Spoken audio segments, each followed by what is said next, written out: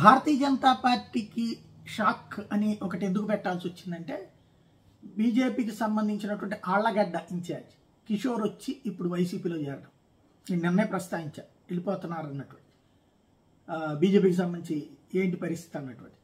ఇక్కడ వాస్తవంగా ఆళ్లగడ్డలో భూమా కుటుంబం, భూమా అఖిలప్రియ వాళ్ళది. అదే కోణంలో ఇక్కడ కిషోర్ వచ్చేటప్పటికి అక్కడ పేర్లు బ్రహ్మానందరెడ్డి ఏ పేర్లు వినబడుతూ ఉంటారు. కిషోర్ వచ్చేటప్పటికి బీజేపీ ఇన్ఛార్జి చాలా స్ట్రాంగ్గా పనిచేశాడు. తీరా చూస్తే ఇక్కడ ఏ ఎపిసోడ్ తేల్చకపోవడం, పార్టీ ఇంకా తెలుగుదేశం జనసేనతో పొత్తు లేదని అధిష్టానము చెప్పదు, ఇటు రాష్ట్ర నాయకత్వం కూడా నీకు సీటు గ్యారంటీ అని చెప్పదు, లేదా మేము ఇప్పిస్తామని చెప్పదు, అధిష్టానం ఇస్తుందని చెప్పదు. కాబట్టి ఇక అట్లాగే కూర్చుంటే ఎలక్షన్ దగ్గరకు వచ్చిన తర్వాత అప్పుడు ఇచ్చిన ఉపయోగం ఏంటి?